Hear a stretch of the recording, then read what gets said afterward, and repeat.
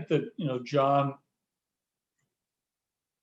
Jon takes his role in this team very seriously. I think we've all talked about his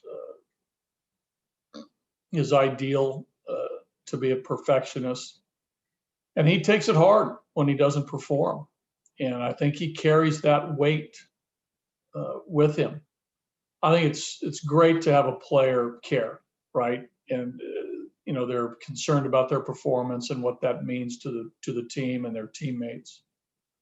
But I think we all know that the best performances come when you are loose, when your body moves freely, when your mind is clear, you're able to focus better, and you're sort of enjoying what you're doing.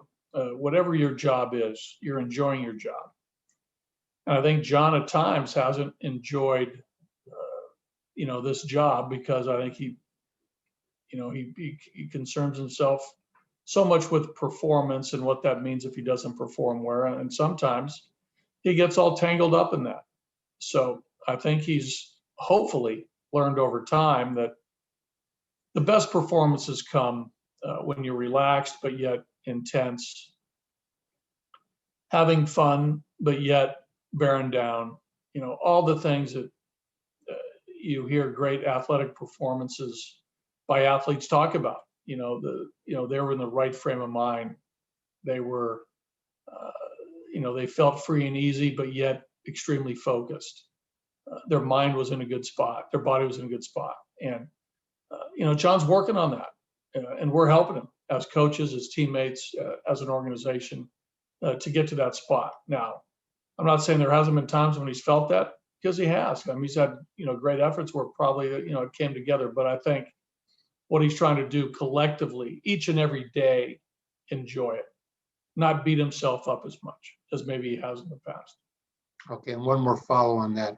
Purely from a pitching standpoint, his first two starts out, can you give us a quick evaluation of what you've liked? Really impressed by the use of the changeup and the curveball to go with his good fastball and good slider. But I think more than anything, it's been about the changeup quality, the changeup usage, and the number of outs and the number of really good pitches he's thrown with the changeup. So that's been, probably my takeaway. I think the velocity is probably up a tick from where it was last year or the last couple of years. Not a lot. Doesn't need to be a lot. If Jon pitches, anywhere from 92 to 95, touch of 96, most of his fastball should be 93, 94, with a good hard slider anywhere from 84 to 87 miles an hour. And this changeup, which is becoming extremely functional. That's what I've been most impressed with. Great, thank you. You're welcome. Thomas? Yes, I wanted to dovetail a bit on what Patrick said. By the way, hello, buddy. Hope you're doing well today. And a lot of fans out there, they played Little League or they played in high school, and baseball is something you play. Is it like any other job? For those fans, is it like any other job where maybe some days you love it, some days you hate it, and that's kind of what you're dealing with professionals, not just Jon? Yeah, well, I think everybody's different, Thomas. Right? There's a uniqueness to every personality in the whole world. Right? Everybody is who they are. Now, I've been with players who are extremely loose from the time they walk in the clubhouse to the time they leave, and they're able to perform. I've been with guys who are extremely serious from the time they walk in the door to the time they leave, and they're able to perform. So it takes all kinds. I mean, from my chair or even from a teammate perspective, you realize that everybody's different and everybody has their own unique personality.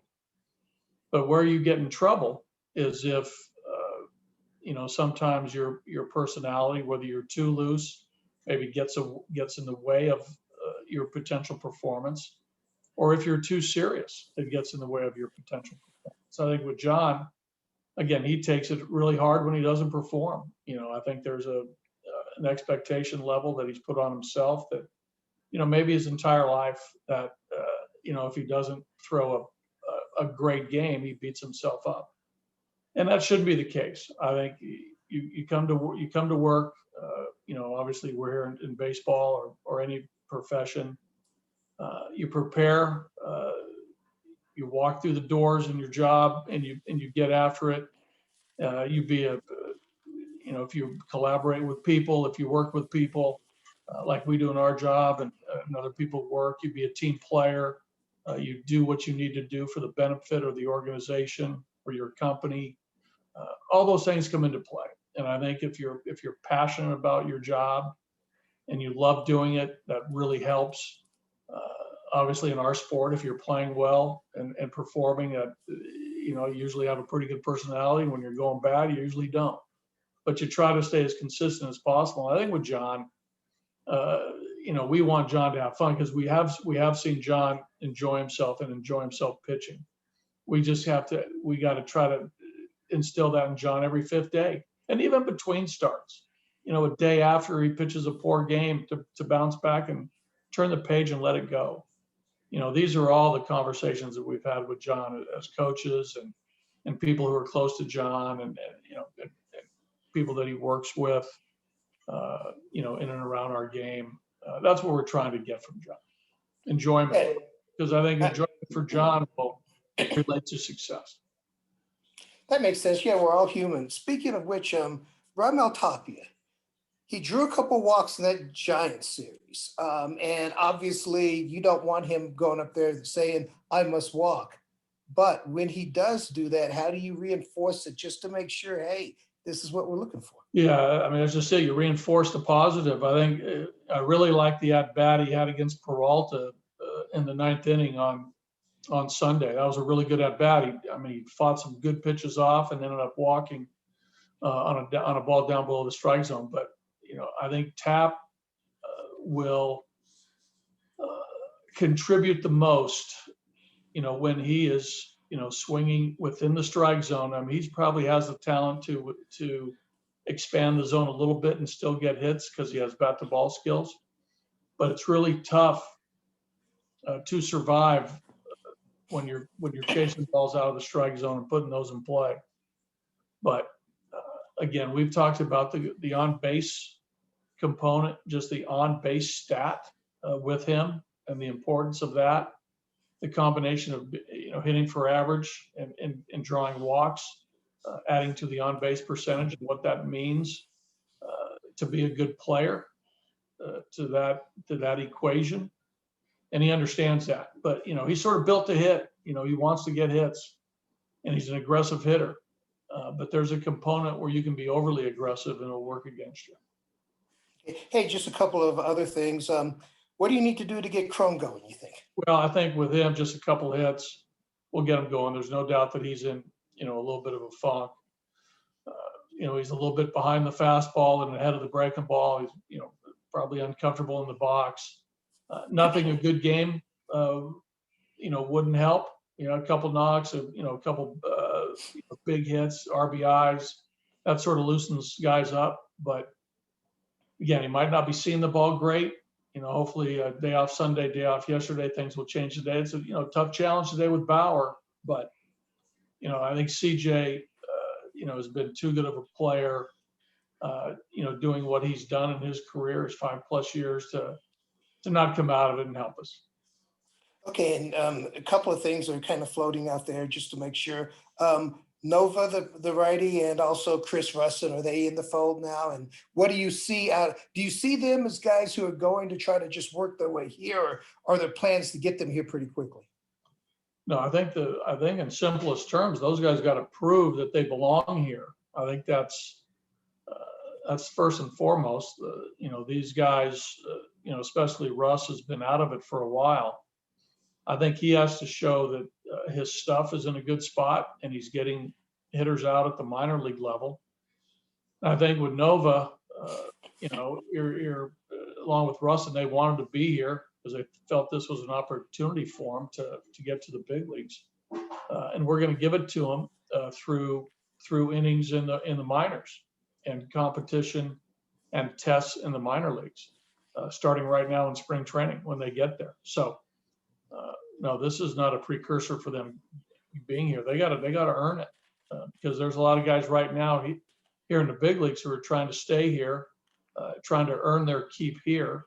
And we have guys in the minors trying to do the same thing to push the guys who are here. So, Rusin and Nova fall into that category as two players trying to earn a promotion. And just to make sure on those two, since the end of spring training, they couldn't have thrown a whole lot right now, right? So do they have to build up also to get ready for the minor league season? Well, sure, and then they're going to be down in Arizona with our group down there. I think the minor league season starts May 4th, so this is their spring training. I know Nova was in big league camp with the Phillies. He's ready to pitch. Rusin, I think, has to prove that he's in shape and his stuff's in order to get really truly evaluated, and he'll tell you the same thing. Thanks, I appreciate it, buddy. You got it. Nick Groke? Yeah, hey buddy, to follow up on Rusin, obviously you know him real well from 17 and 18. How involved were you in that decision? Well, I was asked, what I thought of Russ, and I said, hey, listen, if we can get Russ back to where he was in 2017, where he was one of our most valuable pitchers, that'd be great. I know he's been banged up a little bit physically, but here's a guy that's motivated to give it another crack, to give it another go. I've heard he threw the ball well in a couple of tryouts. We had some scouts, part of those tryouts and workouts, and when he got up on the mound, our scouts liked what they saw. And again, there was a desire for him to come here, to come back to a place where he had success, where he knows our coaching staff, where he knows a few of the players. He wanted to feel comfortable and contribute here. So it's about his stuff, and it's about his performance here moving forward, starting as soon as he gets to Arizona. Well, he's been available since the end of last year when the Braves released him. Is there something that changed as far as your situation? No, I don't think anything changed for us. I think it changed for him. That again, I haven't spoken to him in a while, but his motivation was to try to come back and pitch, and I think he probably put himself in a great position this winter through workouts. I'm not sure exactly what happened, why he wasn't signed or been in somebody's camp, but he's shown a desire to give it a go, and he looked good in the tryouts and the throwing sessions in front of our scouts. So again, there was a mutual interest because of that, what we saw. I think a mutual interest from him wanting to come back here. And then you lost obviously Phil Deal to a DFA, so you lost some lefty depth in the sort of. I think we're always looking for lefty depth. I think our current state of left-handed pitching at the upper levels is a little light, so we're always looking for left-handers. I think that's like every other team is. They're hard to find, but I think that's duly noted by the signing of Rusin. Gotcha. And then just with Ben Bowden, he obviously he's in not a tough spot, but being so crucial as the lone lefty as a rookie. Are you sort of cognizant of trying to get him into the most ideal situations for him to succeed? I think that's part. Yeah, a lot of times it's easier said than done, right? It's hard sometimes, but I think more than anything, just to get him out there and get him exposure. The first couple of games, he pitched when we were behind, and threw the ball well, and went in against the Dodgers, and then they got him, and then the Diamondbacks. Diamondbacks, I think they strung together a couple of hits against him as well. I like the at bat the other day against Yastrzemski. Struck him out with some guys on base, and held those runners from scoring. The other day in the sixth inning, it looked to be a pretty good spot for him. Based on a little bit of what we saw in spring training and a little bit how his stuff is. It just didn't happen that particular day. But I think for him and Sheffield primarily, getting those guys exposure, getting them comfortable to pitching in the big leagues without maybe a lot of pressure on them is the way to go about it. Gotcha. And then just one more, because we haven't seen Yolis a ton, in part because you haven't really needed him, I guess, all that much as a long reliever. Chacin, excuse me. Yeah. So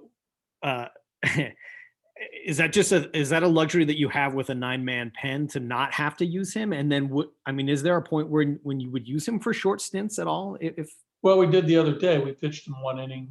Right, We pitched him the 7th inning the other day in a game. I think you always try to hold out your guy for length because you never really know what's going to happen. When a game starts, it's nice to have that length with one guy. The thing that stands out for us is that here's an experienced pitcher that knows how to handle that role. If he didn't pitch for 7 days, he can handle it and not have any excuses when he gets into the game. And if the game goes one way or the other, right? He knows this role. He knows the expectation from us about how we're going to use him, and he's fine with it. And he also knows that things can change in a matter of one game and in 1 week how he's going to be used. You never know. So, but I think more than anything, because of his experience, he's able to handle whatever situations we give him. Cool. Thanks, buddy. Tracy? Okay, Skipper, born in San Francisco, you played for the Giants, you coached the Angels, you managed San Diego. Any particular emotions about the Dodgers? Well, I was born outside of San Francisco. My dad was a Giant fan, so I always grew up, when in my really younger years as a Giant fan. And Dodgers were the enemy, and it's, still to this day, that's in play. It's ironic though. One of my favorite players was Sandy Koufax, being a left-handed pitcher, right? And Sandy, his years in the 60s is, a Hall of Fame dominant left-hander. So that's a little ironic there. But again, I think even through the minor leagues as a player, played against Dodger minor league affiliates, and they were always the enemy, as are other teams that Trey said, I played against. But it's a great organization. They've been around, for a long time here on the West Coast. I was coming from Brooklyn, but